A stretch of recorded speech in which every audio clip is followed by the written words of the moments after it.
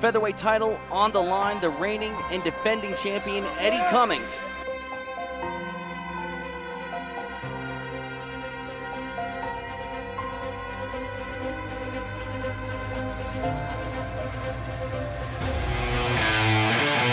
Spins and gets tapped. There it is. Eddy Cummings doing work. On tap. Wow. Eddy Cummings. Eddy Cummings blasted his way through the bracket at EBI 4, taking home his first featherweight title. Cummings then returned to EBI 7 for his first chance to defend his 145-pound crown.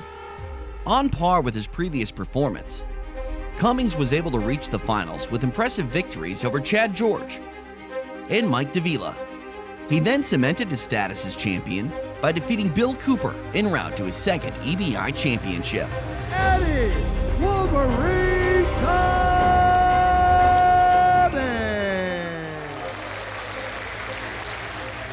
With his sights set on a third EBI title, Cummings now takes a new approach with his preparation for EBI.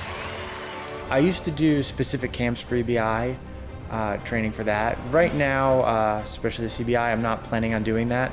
I feel like the new strategy that seems to be working in EBI is to spend little energy attacking submissions. So I try to mix my training between, my sub-grappling approach and playing a slower paced, more controlling game. Hopefully just to conserve energy to get to overtime. That's what we're looking for nowadays, I think. 40 seconds, Eddy! 30 seconds left, buddy. 30 seconds left. 5 seconds!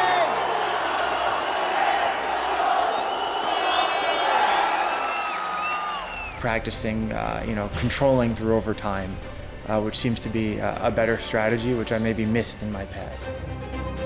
This is a tactical game here when we're in these overtimes at EBI. Previously, I wasn't necessarily trying to game the system. I was just trying to do submission grappling the way I like to train it, the way I like to express it.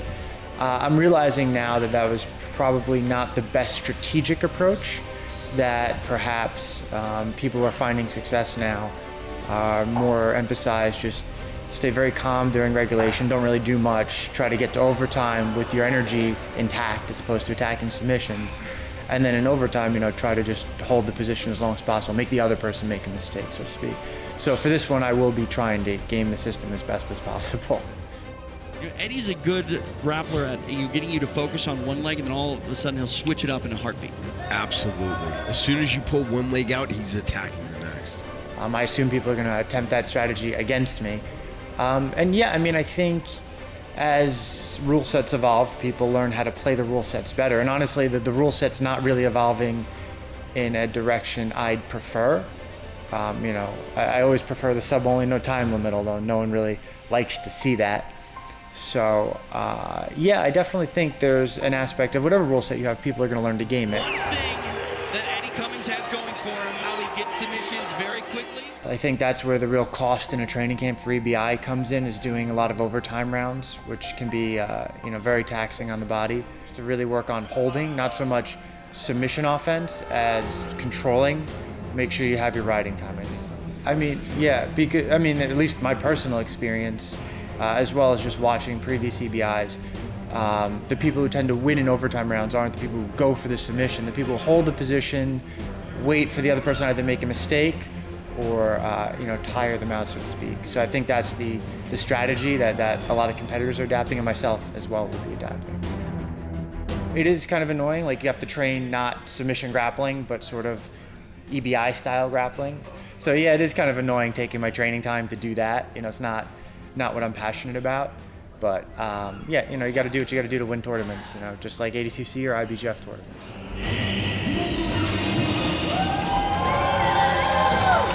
I definitely attribute my success to training and technique above all else. I think that's what tends to matter more than anything. There it is. A valiant effort by Alexis Aldutson, but again, he was in there with the champ. I have a lot of new movements, to deal with some of those ideas. I wasn't necessarily prepared. Like, we know the defense as well, that defense in particular, but it, the problem with it is you don't get out. So we weren't prepared for someone who just was willing not to escape a position but defend it. So we are now, more so, I think. I think we all can agree on that. The strategy is very poor for that match. But also technique. Like, a lot of technical innovations came from me studying that match. Left knee high, Eddy Cummings. Left knee high. Good. You have 8 minutes to work, Eddy Cummings. 8 minutes to work. This upcoming tournament, it doesn't really matter to me if I face Gio or not. Obviously, I like to compete against him again, but in the EBI rules, it tends to be just coin flips in some matches, whether he makes the finals, whether I make the finals. There's going to be a lot of overtime rounds, I imagine.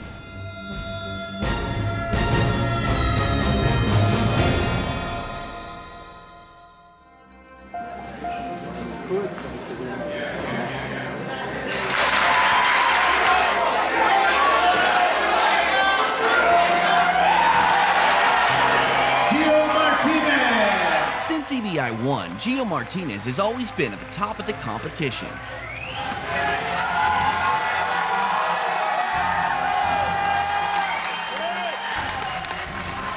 I'm the original, the OG 145 champ. I had to beat Jeff Glover. The first ever EBI, me versus Jeff Glover. I'm still pretty much new to the game, and it was a big match for me. I ended up beating Jeff Glover overtime. Sick match. One of my biggest matches ever. Then I come back and try to defend my 145, and things didn't go my way. I ended up losing in overtime, which is whack. Be interesting to see what the time is.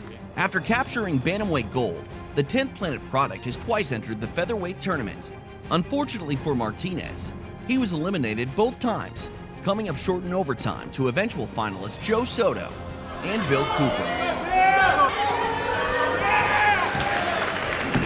I was the current 135 champ. I was the first 135 champ.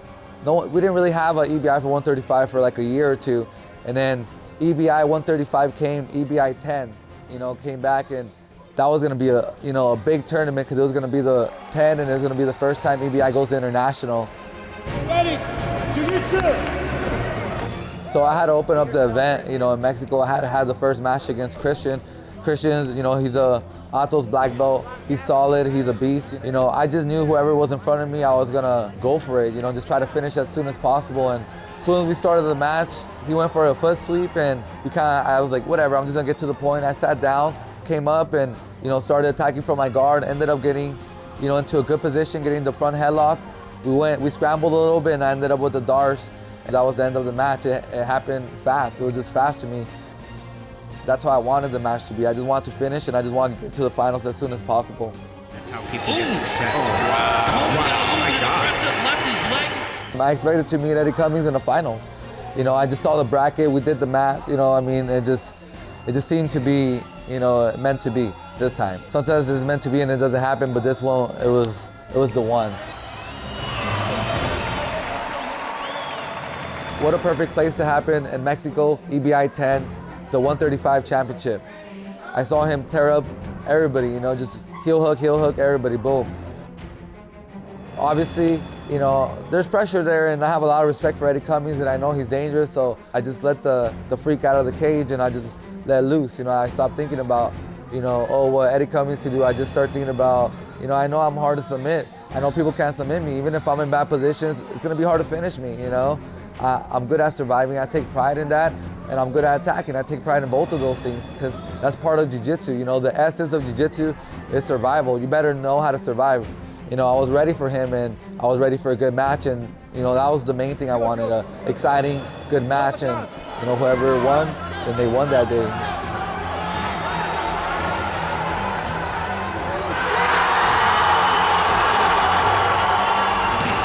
People are like, they expect me to go crazy and just try to make a stupid movement. You gotta think about it. This is a crazy battle with one of the best leg locker in the world. If I make a little mistake, I'm gonna get submitted. So it was, small little movements, small little, details that was keeping me alive, keeping that heel hook, away. I didn't want him to grab my heel.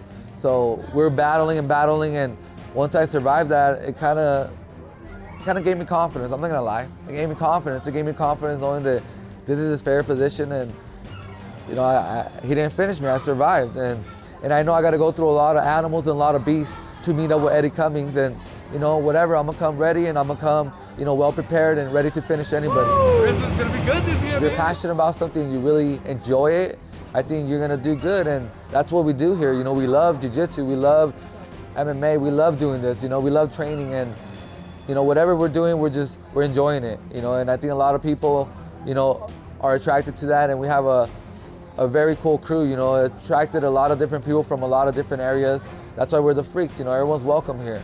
And we all kind of have different skills, and we all benefit off each other, and we're all humble, and we're all willing to learn. A lot of people are not willing to learn, but we're all willing to learn here, and we're all willing to share, and we grow together. We try to motivate each other into, just becoming the best we can become, pretty much.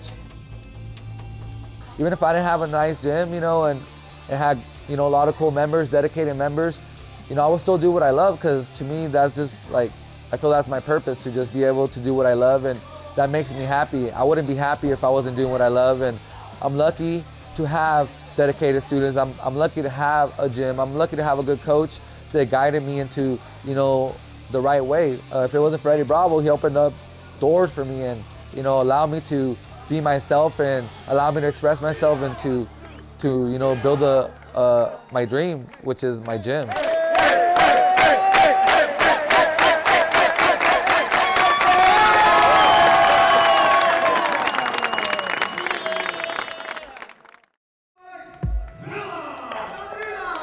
It was always a goal of mine to compete at EBI, and watching guys like even Gio Martinez, Eddy Cummings, and even Gary Tonin, watching those guys go and compete, and it was just like something that I set as a goal for myself, that one day I hope I can, if I work hard enough, I can get there. I was super nervous. It was the first time I was under that type of environment with that big of a stage, and it was on pay-per-view, UFC Fight Pass, a lot of people were watching. My circumstances were a little bit funny at the time too, if anybody knows that story. I was able to work on some of the leg locks that I was training for the tournament, and being able to hit the move that you train it's just something that it sets a certain tone. This is something this is what I wanted to do. I was able to do it, and I was able to get it in my first match.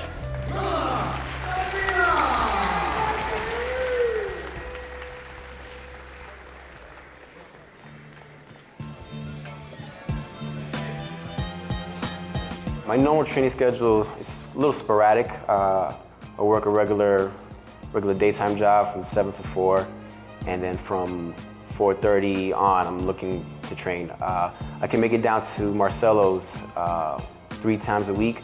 So I get down there about 6 o'clock, I train, I take 2 classes. So about 2 hours I'm training classes, and I'm doing about a half an hour of drilling. Then I also train out in the Bronx at Bronx Jiu-Jitsu, where I also teach. So I do half at Marcelo's and half down in the Bronx. Training at Marcelo's has been good because whatever's coming up, we're taking our time and getting ready for that particular tournament. A lot of guys are, training leg block offense and defense. It was something that from my previous academy, that we started to work on pretty often, and I kind of caught fire to it with my own game, and it kind of applied to the things that I did well. Took a lot of time in my training, even now for EBI, because I know a lot of guys here are going to go after the legs and start looking for attacking heel hooks, and especially since there's no points for passing, so a lot of guys want to sit back on the leg. You have to establish control, and everything with Marcelo is make sure you have some type of control. Everything is about control, and I'm sure a lot of guys are preaching the same thing. But there was just something that, it just clicked with me with Marcelo. He was just, establishing control, be first, and that's something that I had to add to my game, because I'm very reactive, and I felt like, in his own way, he was telling me stop being too reactive, start being a little bit more aggressive, but not with some aggressive control, just being able to find ways to do what you want to do, which would be, attacking the leg, but find it with an idea of having some type of movement where I'm creating movement and I'm creating the control that I need to attack.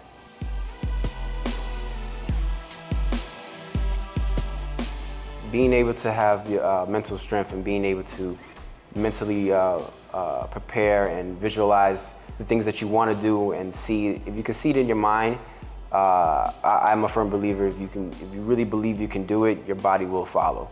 So mental preparation is always important. I competed a lot even since I was young, so competition was something that I was used to. So, and it was something that I had coaches telling me, be mentally ready, be mentally prepared. And it was just something that, you hear early on when you're younger and you don't really pay much attention, but when you get older, you start to understand, like, mental preparation is everything. You hear some of the greats, you hear Michael Jordan, you hear,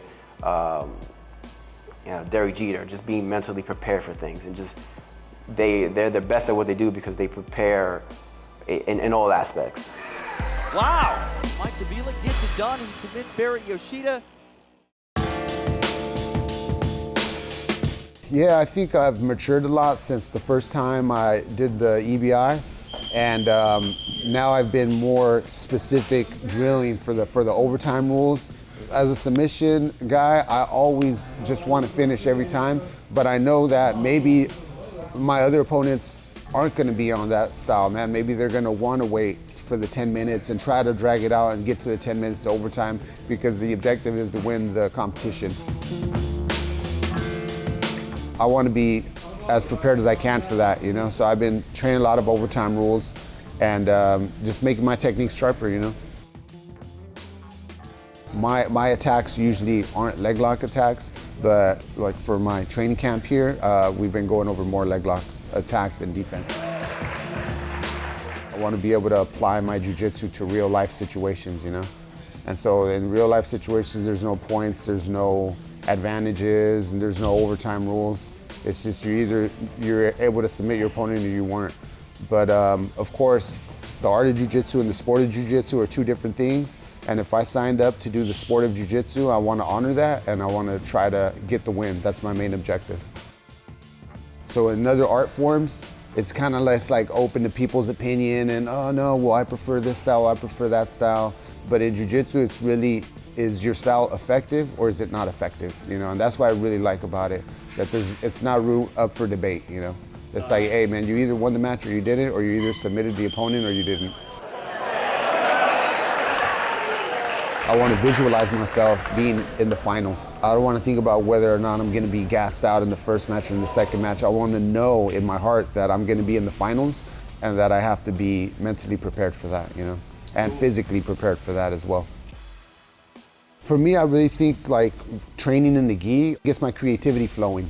So I'm able to have different approaches that work for me in the gi. And if it's something that I think is creative and it's adding to my style, then I try to implement it into my no-gi style. And some of that comes from being able to grab the lapel, able to grab the pant legs and stuff like that. And so most of my techniques that I developed started in the gi, and then I just had to figure out ways to implement it into my no-gi game. I started off with no gi with Barrett for about 2 years before I even put on the gi. And so once I started, Barrett really encouraged me to compete in the gi and train in the gi, and he said it would make my no gi game a lot better. And I completely fell in love with it, and it's just like another variation of grappling. And I think the more you keep an open mind and the more you're able to use other art forms, whether it's sambo, whether it's collegiate wrestling, or any of these different types of grappling art forms, I think as a whole you'll become a better grappler.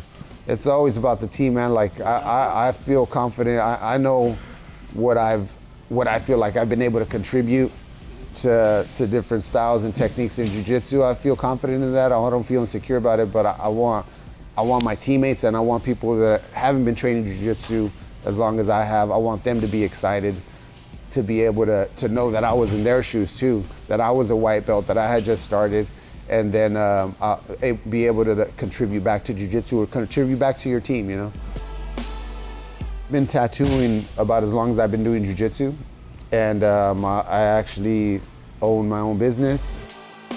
I need jiu-jitsu in my life and I need art in my life for me to be a happy person. I guess the best way of balancing all that out is just don't sleep, and you just sleep a couple hours a night, and always try to understand that life is never boring, and there's always like, everything's really exciting to me, you know?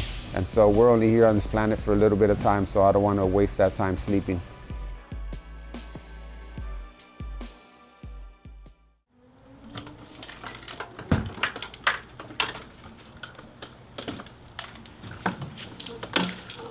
Come hither. Jiu-jitsu means everything. Jiu-jitsu gave me confidence. It helps me live a healthier lifestyle. It helped me really find my niche as an athlete. Playing football, I really wasn't big enough. Track, I wasn't fast enough. I was always right there knocking at the door, but whenever I found Brazilian Jiu-Jitsu, or combat sports period, I really found my niche, because I can compete at my weight class and be the best at my weight class. What will set me apart to be the champ is I'm gonna have to say my hair, because if you look at my combat jiu-jitsu match with Rafael Domingos, look at the beginning of the match and look at the end. My hair stayed intact, it looked good, it looked fresh. So having good hair really represents my jiu-jitsu. You know, it stays clean, it stays sharp. My techniques in jiu-jitsu stay clean and they stay sharp.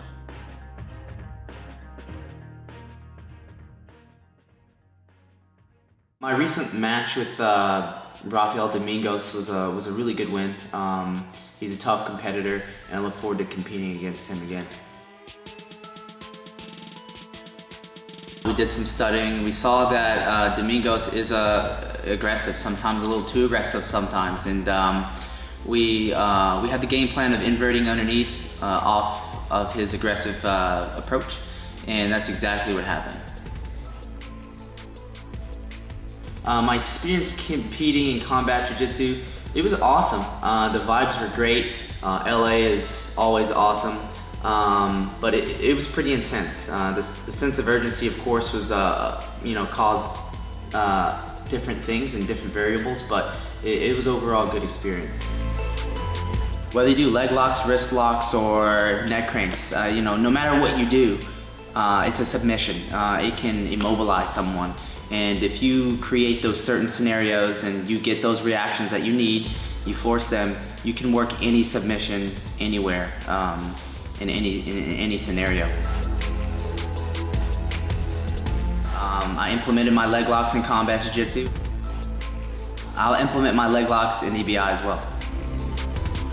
This tournament is an awesome opportunity to put myself out there and compete against the best in the world, because no matter what you do, you're a competitor in whatever sport you play, you always want to test yourself at the highest level. And if EBI is bringing those competitors that are best in the world to one event, then that's where I'm going to be. And that's where I'm going to be competing until I come out on top.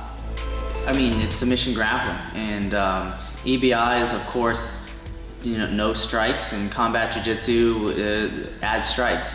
But I feel like because I fought MMA, none of it really surprises me. Like, I know how I should approach things. I know when to switch my game for MMA or slaps and when to not switch it. Like, I can play both sides.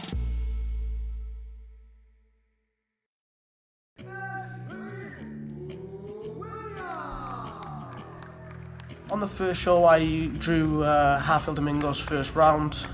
I gotta be honest, it was a tough match. He had fought in EBI before. I feel like the experience maybe he had over me might give him a slight edge. I didn't really practice the overtime as much as maybe I should have, and I still don't really practice the overtime as much as I should.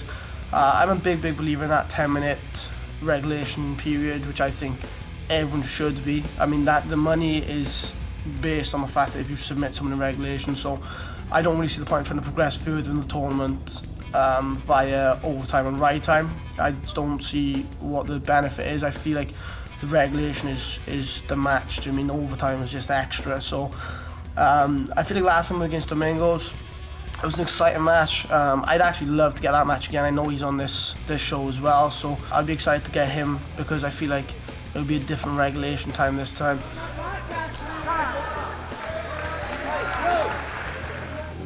I got invited to EBI 10, which was in Mexico City, and it was at bantamweight. So a massive new set of challenges for myself.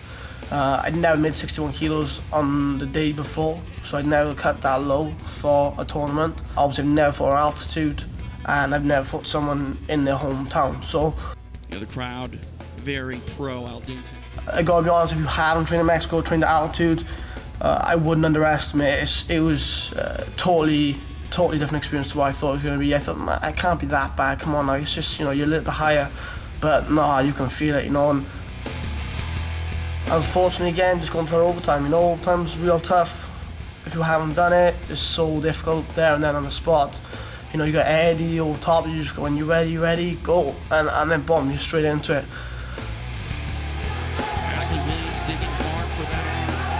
Primary reason that I want to come back on the show, because obviously I feel like so far I've done myself an injustice, not through a lack of performance, but obviously lack of results. So I want to come back on because I purely want to put myself under those conditions again to test myself and see if I can figure out how to overcome it. I think that's every jiu-jitsu player's primary focus, or it should be, you know, like you should be putting yourself in uncomfortable situations or uncomfortable goals, scenarios, and you need to try and find a way to overcome that. You know, no one's going to give you the answer, no one's going to give you the win. So jiu-jitsu really is a mind game. You know, you have to try to work out how to win within the rule set. And I've been training a lot on specifically escaping the back in training, so that's been going well. You know, Alexis caught me in the back, and then I went spiderweb because I thought maybe I'd have a better chance trying to go for the quick attack off the spiderweb, and you know, I played myself. You know, he escaped because I was trying to overcommit to the armbar, but then you have to. You know, that's what overtime is. It forces you to make decisions under pressure that you might not necessarily make. Since being on EBI, I probably just shifted my focus a little bit. In particular, trying to grow the academy.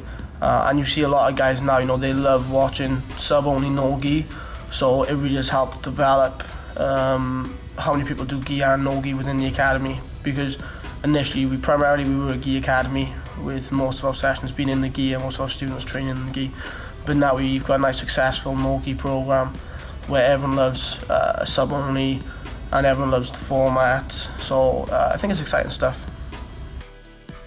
I've probably shifted a lot of my focus to sub-only and MMA style training, so a lot of wrestling, a lot of leg locks, primarily no-gi. It's quite rare to catch me in a gi at the moment, which everyone in the gym reminds me of. No, I was just trying to work everything in my game. I potentially will do a different approach this time where I conserve energy at the right times. In the past, I think sometimes I've wasted or pushed a little bit too hard, maybe for the pass or for the sweep, when in reality it's sub only. So even if I do pass, even if I do sweep, I'm not getting points, I'm not getting a reward. So unless I feel like the end goal is possible, I'm going to conserve more energy this time and put the energy in the right places to get the finish. So expect an exciting match for me. That's what I come to do. You know that I will be bringing some exciting jiu-jitsu. You know I won't be stalling. You know I won't be going for overtime. It's just not for me. You know, I really want to push the finish. And at the end of the day, if I push the finish and I get finished in regulation, but because I was trying to go for something, I'll equally be happy with that, you know. If you're coming to EBI for overtime, it's a time wasting. There's just no point. Just don't turn up. Don't show up. Like, come to fight. Come to push in that 10 minutes. Come to look for the finish, because that's what the other guys are going to do.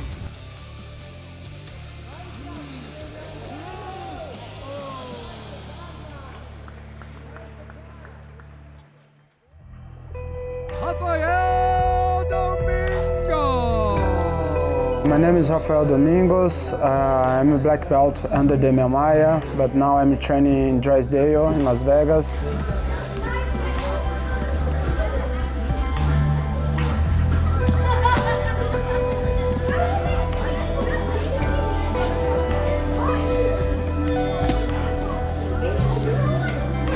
I have so much fun in the beginning. I think I do very great.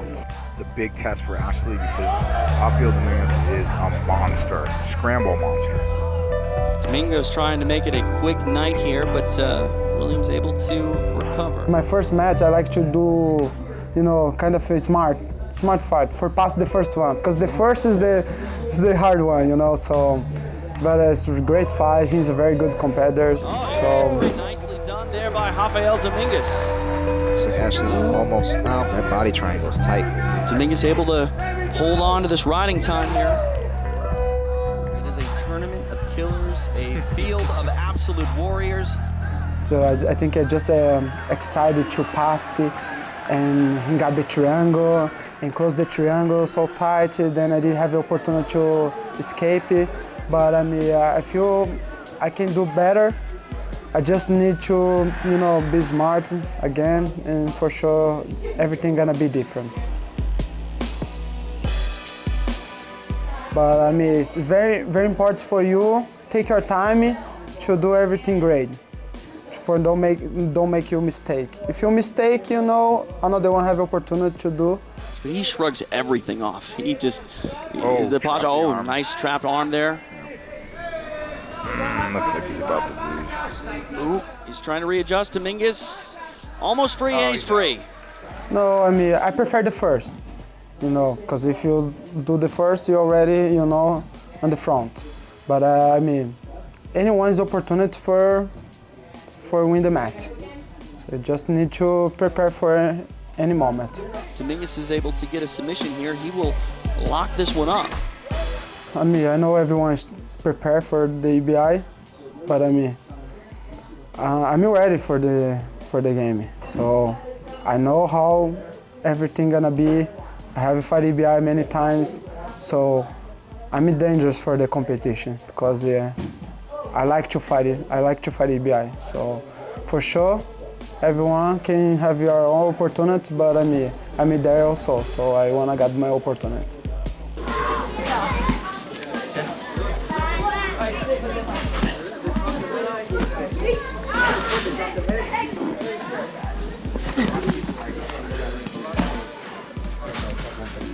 Excited fight for sure. I'm gonna be very excited. I like to do crazy stuff, surprise.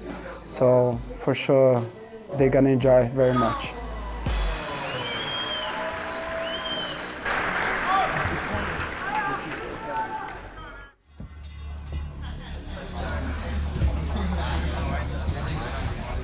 Been doing jiu-jitsu now for about 3 to 4 years altogether. I've been doing some sort of martial arts for 10 plus years. I've known the guys here for a very long time, and after I was done wrestling in my teens, the natural progression was like, oh, you're gonna do jiu-jitsu. And I was like, all right, man, I'll check out Honstein Academy, where they're all from, and I kind of just fit in. Now it's like my second home. I've competed in a lot of international tournaments in wrestling. After high school, I won city a couple times, and then through there, some of my grappling accomplishments, I've competed in a couple of the worlds, jiu-jitsu worlds, as a blue belt, purple belt, taken first.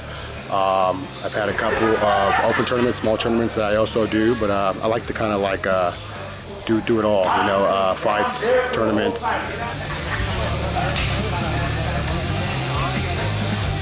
It's a very, like, in my opinion, a very like natural state of you come here and you kind of know the reputation. You hear like, you know, it's a bunch of badasses, you know, but once you get to know the actual gym, it's like a natural home, you know. It's like everybody falls in love with the atmosphere. It's a very, you know, you get in there and there isn't really, I don't want to say any rules per se, but you get in there, you get thrown in there, man. You know, you're either you're gonna adapt, or you know, you're not gonna like it. And from my experience, everybody likes it because you know, you get in there and you're grappling with, you know, all kinds of levels. You know, Sensei Gokor is very, you know, he applies himself and he really, you know, takes his time and he goes over moves from all, you know, experiences, whether it's beginning, advanced, intermediate.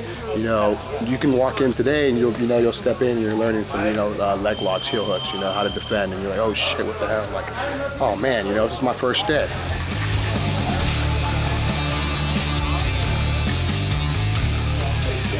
Just like anyone else in the tournament, you know, we're all gonna say this is our life, but you need a balance, just like anything else. like to go on runs, like to read. I'm a really big pit bull advocate, rescue group, you know, so make sure you guys adopt, you know, don't shop. I'm really down with the pit bull movement. I also like to read. I'm educated, I have a master's. So I really like to articulate on what it is that I'm learning. And with that being said, it's just like this, you know, it's like you see what Eddy Bravo's doing with his system, and you see what the system, and it's like, you know, you get to learn from this non-stop learning curve where you're like, oh, hell yeah, you know, and it's not bullshit. It's like, oh, hell yeah, what he's doing is working, what so-and-so is doing is working, and then, you know, you try to understand it just like anything else in life, and you go from there, and you're like, oh, hell yeah, man, maybe I can make it, or if you're lucky enough, you can make it your own style, you know.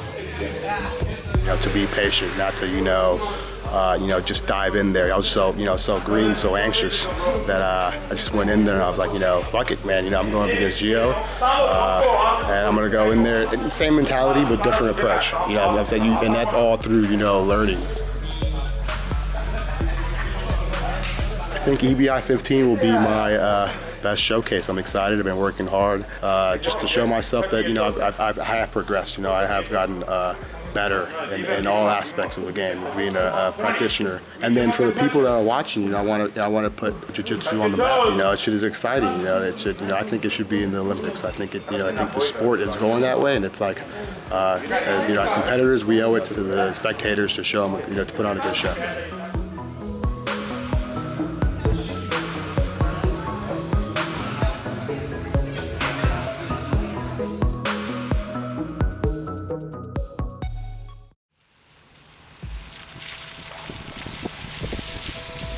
I started training at a Dean Lister gym when I was 17, and then I trained there for like 6 months, and then I ended up just finishing my hockey up, playing that for a while, and I started again when I was 22. I did a little bit of gi, actually at a hoist gym, and then for like 6 months, and then I found a gym called 10 Planet Vista. And that's where I ran into Joao and all those guys. We were all white belts at the time. I think this is a perfect team sport. You have a family that you can train really hard with, but when it comes down to you competing, the score determines how good you do alone. So yeah, this is my family though. 10 Planet Jiu-Jitsu, especially, you know, the Freaks. Ever since I found them, I knew that was my team. Yeah, for sure. Yeah, we got very good people that are on top. You can't sweep them. Super sick pressure. We have very good wrestlers. We got these flexible types. We got really good guard players. We have very good leg lockers, and they're all at the highest level. So for us to not be succeeding is almost impossible. That's why we're doing good, and we're doing good fast. We haven't been around that long, the Freaks in particular. So we're just gonna keep pushing and show you guys what's up. It's just fun. It's to keep learning. There's no, I mean, I just chase fun all the time. That's all I ever do. So. If this stops getting fun, you better believe I'll be gone, but I can't believe it being not fun. So. There's just so many benefits to jiu-jitsu, having a healthy body and mind, and you have to leave your ego at the door of every jiu-jitsu gym, or else they're not gonna really let you be there. So it teaches you how to be a good person in general. We train for points a lot here because we play so much legs anyways. We've gotten bored of it. We play a lot of points. We've played points before legs too. And we have some people from our gym that came from other schools that are sick with points. So yeah, I feel good everywhere. I like submission only though. Yeah, I mean, this is the best rule type. That's why we're here, we know that. The best people compete in EBI, so I study them, I watch all those guys, and I learn from them. I learned from other people's mistakes as well. So I guess the rules in particular, the overtime escapes, yeah, I hope I have some tricks that I think will add to it for sure, yeah. It's what I do, it's my job, it's my passion, and it's also my sport. So I have to make it my life to win.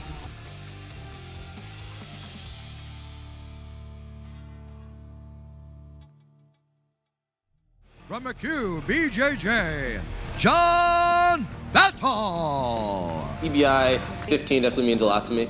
Being on this biggest stage, I never thought I would have got here this fast, but I was competing in a lot of high-level sub-only matches like the past few years. It's definitely like took a wing under my game, so I definitely want to do as many as I could. Goodness, this is so extended, and it's behind the arm now. Oh my gosh, there it goes. Wow. At the finisher sub-only, I got into the finals last time, and usually everyone I had a pretty decent performance. I always try to have really exciting matches. So I thought as long as I can get some exciting matches, people will end up posting it. Maybe Eddy would see it, and I would end up getting in, and it ended up happening. And I got into the next one.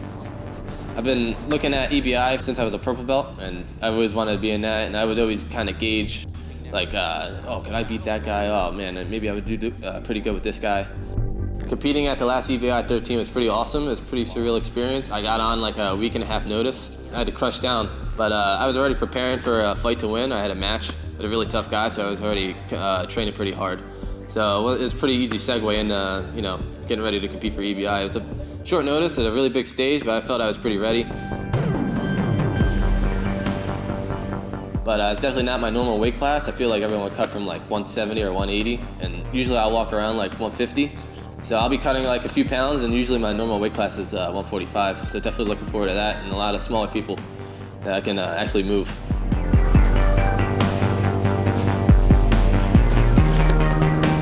I started doing jiu-jitsu when I was 15. I wasn't very good at a lot of sports. I signed up for baseball and soccer. I remember I never hit a ball once the entire season. And for soccer, I would just be running back and forth from the soccer goals. So, you know, I wasn't much of a team player, but my dad ended up taking me to jiu-jitsu right down the street from me from my old house. And ever since then, I've been just sucked into the jiu-jitsu world. I haven't looked back. It's been 9 years now. My usual daily routine is I'll wake up, I'll get ready for jiu-jitsu, I'll make sure I have the curriculum down for the week when I had to teach classes. So I'm always trying to keep up with jiu-jitsu, and then usually at night I train pretty hard. Weekends I train really hard as well. I think the evolution of leg locks at sub-only is pretty awesome. I feel like a lot of people are definitely slacking on the legs. And with the Henzo guys definitely bumping up the high-level leg locks, everyone else has to catch up. And it's good for us, especially the lower level guys who've been training a lot of leg locks from the beginning. We can get that little edge on people who haven't. Try to implement it in my game at purple belt. The earlier the better. So you don't want to end up being a black belt going against like purple belts or blue belts who've been doing leg locks and getting tapped. So I definitely try to stay up on that. But yeah, other than that, I wouldn't say it's my main game. Most of the time I'm trying to pass. Usually I'll pull guard, I'll try to sweep, get a good pressure pass, get to the back, and try to submit from there. And I would say my go-to submission is probably the arm bar. Yeah, I would say overtime is definitely a strategy going in for certain opponents because a lot of guys are really tough. You can't submit them. If you're going with like the first top seed of the first round, you're going to have to eventually break them down to overtime. It's definitely a plausible tactic that you definitely want to end up doing for some guys.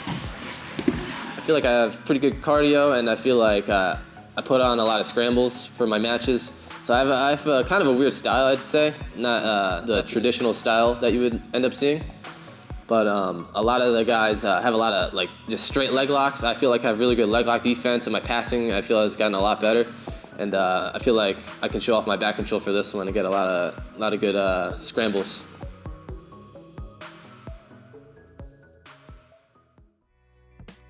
Coach Wagner set up an in-house tournament in his gym. He invited some guys from Fight Sports, he invited some guys from his gym. We all competed against each other under the EBI rule set, and whoever came out on top got the spot, and I ended up coming out on top. I originally started doing jiu-jitsu because I wanted to be an MMA fighter. But as I started that journey of doing jiu-jitsu, I started to fall in love with it, and now it's one of the things that I like to do the most. When I first started, it wasn't as technical as it's become. And right now, it's like I feel like I've just opened up the matrix recently. You know, so many more doors are opening up for me in this sport. As you know, as far as knowledge is concerned.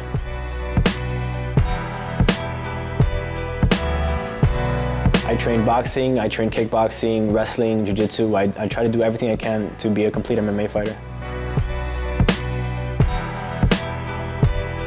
I wouldn't say I have any other hobbies other than trying to learn. I want to learn how to do jiu-jitsu, I want to learn how to box, I want to learn how to wrestle, I want to learn all these things, and I think there is no limit to what you can learn doing these things.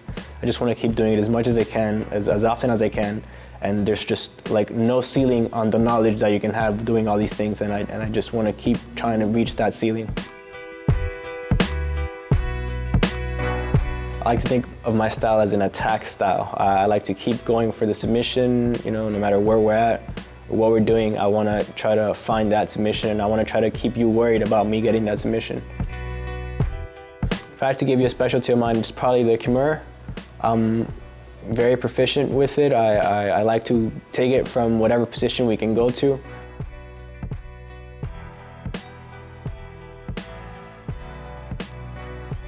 I think EBI has the most complete rule set. It gives you the most exciting matches. I think EBI is where the sport is going. It's where the sport needs to go. It's going to be the future of it, the future of the sport. It definitely favors my style. I love to be able to constantly attack submissions, not worrying about points, not worrying about anything, just defend submissions and attack submissions is the style of jiu-jitsu I like to play.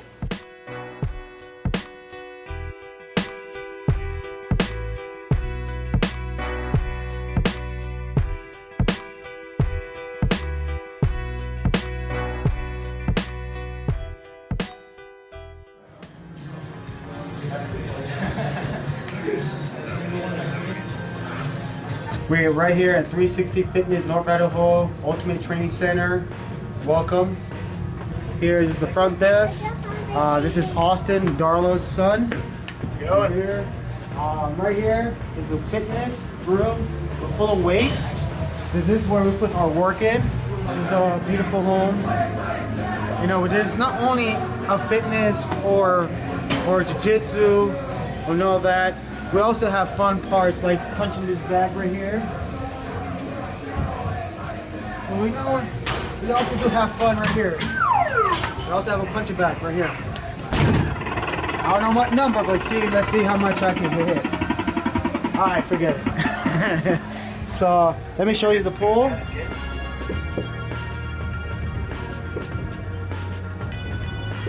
Well, this is the pool area. Oh, it's open. So after training, jiu-jitsu training, we go in the pool area, we swim, we do strength conditioning, we go up to the basketball court. We have it all. Like, you know, we have basketball court, pool, strength conditioning, strongman, jiu-jitsu, MMA, boxing, yoga. We have it all. Take you guys directly to my my dungeon. And here's my dungeon. This is my career. This is where I coach, where I train at. This is the ring. We're still putting everything together. There's a cage, mat. That's where we put the jiu-jitsu work here. We put like 5 hours a day of jiu-jitsu, strength conditioning. And this is all my collections. All my collections, like New Breed, Naga, world title for XFC when I fought in HGNet. Naga, Elite Pro, Extreme MMA. Yeah, a lot of experience. So this is my home. This is where I train at. Yeah, this is North Idaho, 360 Fitness, UTC. I moved up here about 5 months ago. I was coming from Florida, where I used to train at, where I put all my work. I applied I think a year ago, and they set my resume. And Darla contacted me and she said, hey, you want to come up here and coach full time? I was like, yeah, heck yeah, I'm retired MMA. And I told my wife, as you have 5 minutes to think about it, to move up North Idaho. She didn't have no choice in her way, so we had to move. And it was better for my kids because, you know, up here is no crime. And I love the West Coast. It's more chill than the East Coast. That's why I moved up here. Here, everybody's nice and humble. We are a huge family here in the 360 North Idaho, and we all work together. Rose is my wife, and I'm glad that Rose agreed to me to move up here. She's always supportive to me, and she's always had my back. You know, she's my backbone. Even Darla is always supportive of me too. So she's the head department of 360 Fitness North Idaho. This is my house now. This is my new home, Coral Lane, Idaho. I teach full-time and I train full-time too. And I love it. I think about it a lot. Even when I sleep, wake up, I dream it and I live it. I'm in class, 6 o'clock class. We're all competing this weekend. Grappling industry. And the next one for me, EBI 15. So we got that. Bring it home, gold. Watch me live on UFC Fight Pass. 360 Fitness North Idaho. Oos. UTC, baby. UTC. My name's Edwin Junny Ocasio. I'm a brown belt on the Murillo Santana.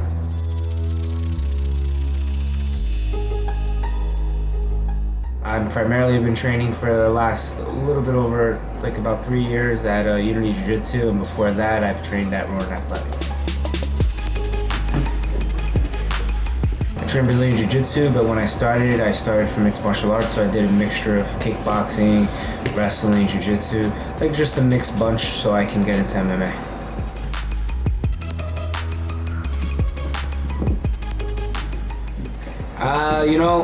Overtime rules is like any other rule set. I think you can adapt to any rule set and make it your way to win.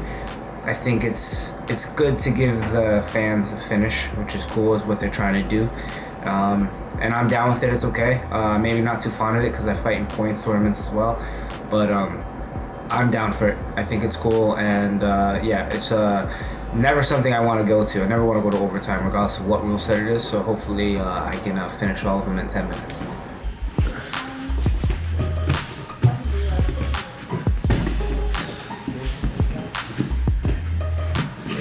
You know, people say jiu-jitsu saved their life, but for me, it definitely changed my life. It definitely kept me out of a lot of bad places, and for me, it is the world. You know, like I teach all day, I literally train all day.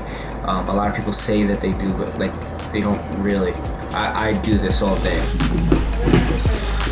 I train, I sleep, I work, I teach, and repeat. That's it. And I love it. I'm never bored of it. This is what I love to do, and I'm blessed to do this every single day. It's amazing. I don't really change anything up as far as like, we're trying to go for more finishes, but my style stays the same. My style is always geared towards a finish.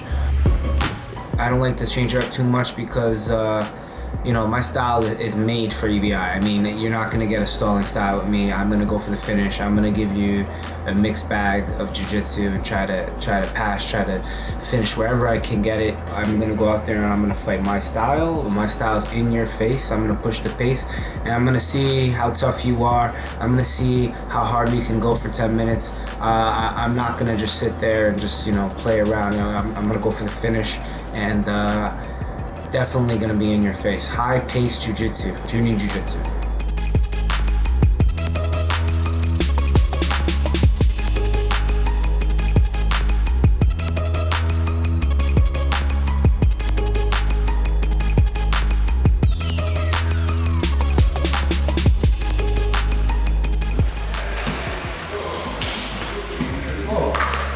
My name is Rodrigo Lima Ratinho. I have 26 years old. I'm from Rio de Janeiro, Brazil. I moved from Miami to California for focus my jiu-jitsu for training Caio Terra Association Academia.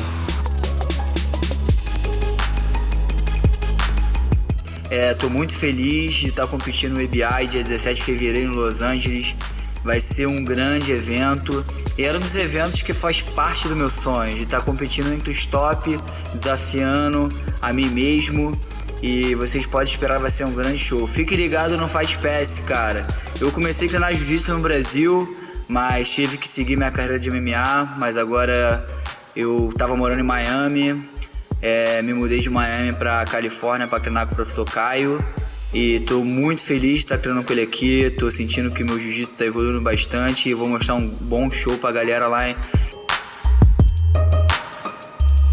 10 lutas de MMA no Brasil, nunca perdi no Brasil.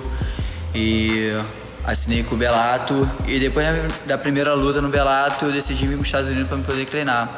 Daqui adiante eu tô aqui já tem 4 anos e jiu-jitsu pra mim é uma filosofia de vida que eu vou levar pro resto da minha vida. É um esporte que muda a vida, é algo que me renova, que me faz viver. E tá lutando no grappling, tá lutando no EBI, faz parte do meu sonho de estar entre os top, quanto no MMA, quanto no jiu-jitsu e no grappling. Então vai ser um bom evento, eu não posso esperar por isso. E tem o Eddy Cummings, que é o dono do cinturão, mas a porrada vai comer, pode esperar por isso.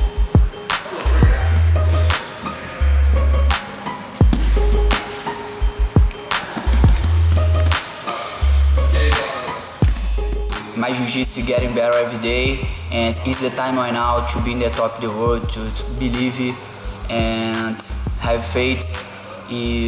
I hope everybody watch for this event because it's gonna be good.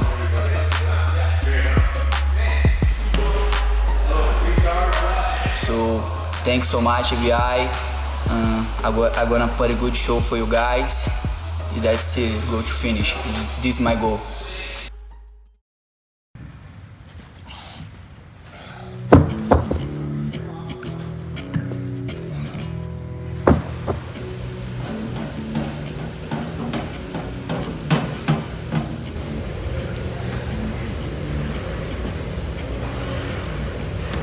For this camp, we're trying a couple different things. I get to train for one opponent specifically, and we're messing around with some Thai pads, some slap fighting stuff. It should be fun.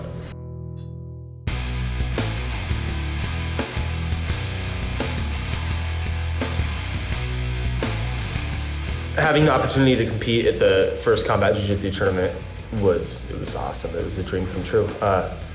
It was such a great opportunity, and I feel like I seized it, and I don't know, I don't feel like there's much more to say. Like, it was a cool moment, but I don't want to relive that over and over. It's time to create new ones, and now it's time to defend this belt, and time's coming up.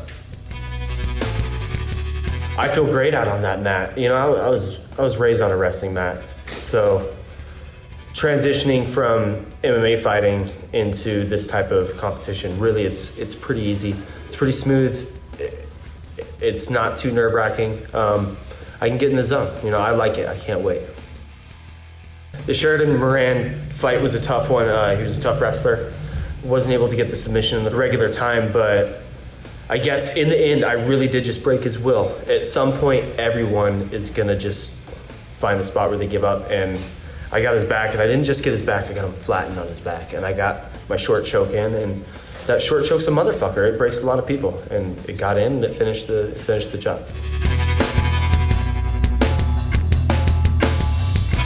My match against Chad George was, it happened quick, but there was a lot of things leading up to that. I was exhausted from the Sheridan Moran match, and I was gassed. He knew it. He was trying to psych me out, and he was yelling shit at me from across the stage and everything else, but I just slowly kind of caught my breath and got back into my rhythm, and I could tell him the match took forever before us, and it went into like double, triple overtime. And I could just see him looking at me, getting my energy back, and I saw him starting to panic. And then sure enough, match started, we came out. He talks a lot about how he broke a rib. I think to accurately say that, I think that my double leg broke that rib. And you could see everything changed just like the Sheridan Moran fight. Eventually, the fight goes out of a fighter. And by the time I got in the position to finish that twister, I feel like I could have pulled anything off. I had him. So yeah, that's what happened. And I was able to secure the twister. But don't get me wrong, I've been practicing that twister my whole lifetime. That was the time to make it shine, and was able to do it, but it was easier than I thought it would have to be. It's so important to get the submission in regulation time. That's the money. I'm not just doing this for fun. I want to bring home a big fat paycheck. And the prize money only comes to the people that finish in regulation, so that's what I plan on doing.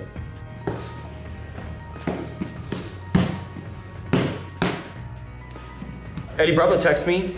I'd been bothering him about actually getting into the featherweight tournament just because I wanted to do something. And he wasn't returning my text, and I was getting discouraged. And then he finally texted me and he said, "How about with Ben Eddy?" But I said, "Let's do it. It sounds like a blast." And yeah, we're getting into it. So I've done my research, and he's a 10th planet guy. He's a rubber guard master. I do some rubber guard. I know how to stop it. I know how to smash right through it. I know how to beat all that stuff he's been doing with wrestling that I've been doing my whole life, and that's what's gonna win. I'm gonna use wrestling. You definitely have to take into account that this is some of the highest level rubber guard that I've ever got to face. So that'll be exciting, and I love a challenge. Regardless of where your rubber guard is, you have to get to step one. You have to lock down a mission control. You have to break posture. This dude's not breaking my posture. I'm gonna slap the shit out of him in the posture. I'm gonna out wrestle him. That's what I've trained my whole life for. And that's what we're doing Saturday night. He wants to get one of those guys holding the strap for sure, but he's gonna have to come through me to get it. It's another match. What this match means to me is it's just one more win, one more belt to hang up in my closet because my wife doesn't let me hang them anywhere else.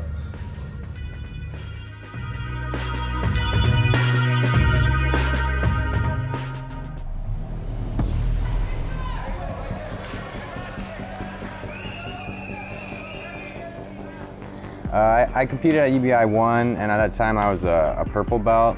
And yeah, kind of going into that tournament, I was working on these kind of new, different rubber guard moves, and both my first two guys took shots on me. I was able to find full guard and get those two hidden guillotines, and so definitely one of my favorite, best tournaments and moments just in general. It was a lot of fun. And now armbar coming.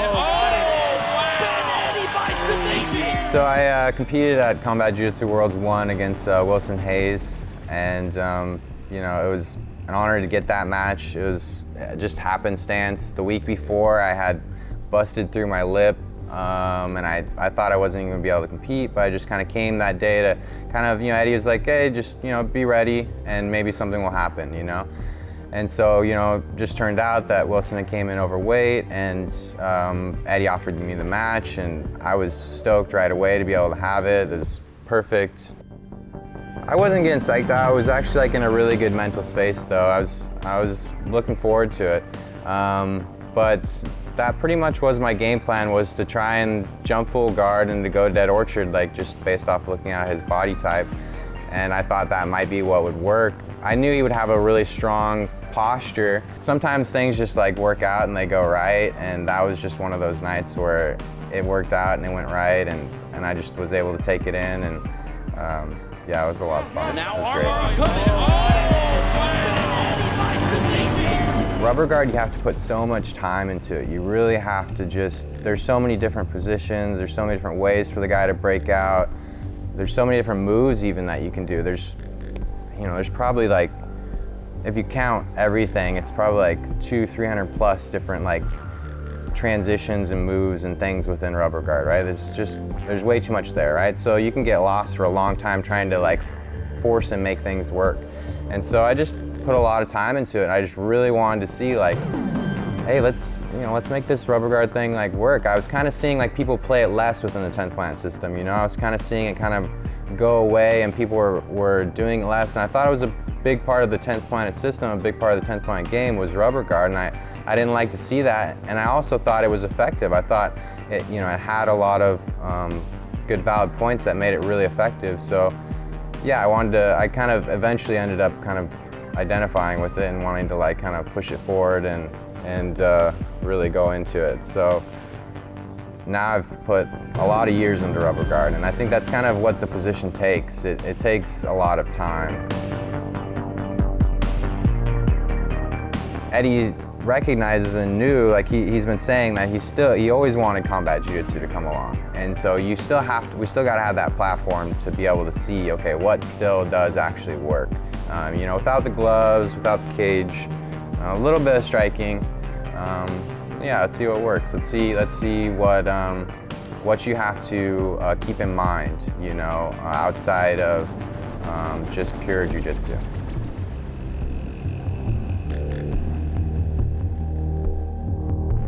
Being able to throw palm strikes can kind of open things up. So, you know, I like it for that aspect. But yeah, mostly I'm focused on the jiu-jitsu side. I'm focused on how can my clinch-based, you know, jiu-jitsu mitigate the strikes. So yeah, it's totally fine. I'm looking forward to competitors like Nick who are interested and want to bring the slapping side of it, the palm strike side of it, and you know, seeing how my jiu-jitsu kind of plays out with that. That's the side I really want to feel with combat jiu-jitsu is, you know, let's put this clinch-based jiu-jitsu to the test. Let's see how it works. So I'm looking forward to that. I'm hoping Nick throws some palm strikes. I would really like to keep competing a lot more in this combat jiu-jitsu format. I like it. I like feeling out. I like having to worry about range while doing jiu-jitsu. I still like focusing on jiu-jitsu, but I like having to have a respect for range. Again, I think the trick is just to really work on holding, not so much submission offense as controlling. Make sure you have your riding time. I think that's really what everyone's focusing on now. You know, things happen and you learn, and I definitely learned a lot from that match. And you know, if I have that match now, I think it'll be different results, and you know, that's just my opinion. Yeah, for this time, I'll be able to control them a little better, and definitely looking forward to a lot of different scrambles from the lighter guys. So, you know, these guys are in the top shape of their lives, you know, professional athletes. So, you know, they have the physical ability to do what they want to do. But I think what separates most people, good competitors, from guys that just compete just because they want to, is that mental toughness. So it's something I definitely think about on a daily basis. Being comfortable where no one's comfortable. I like to go to that spot and then take advantage of that. It's one of the biggest platforms to showcase your style, you know, and it's one of the biggest platforms to showcase your jiu-jitsu. And so for me, it's a huge honor to have another opportunity to compete in EBI. This is my third time. I'm ready for the game. So I know how everything gonna be. I have fought EBI many times, so I'm dangerous for the competition. It definitely favors my style. I love to be able to constantly attack submissions, not worrying about points, not worrying about anything, just defend submissions and attack submissions is the style of jiu-jitsu I like to play. I'm focused on the jiu-jitsu side. I'm focused on how can my clinch-based, you know, jiu-jitsu mitigate the strikes. So yeah, it's totally fine. I'm looking forward to competitors like Nick who are interested and want to bring the slapping side of it, the palm strike side of it, and you know, seeing how my jiu-jitsu kind of plays out with that. Regardless of where your rubber guard is, you have to get to step one. You have to lock down a mission control. You have to break posture.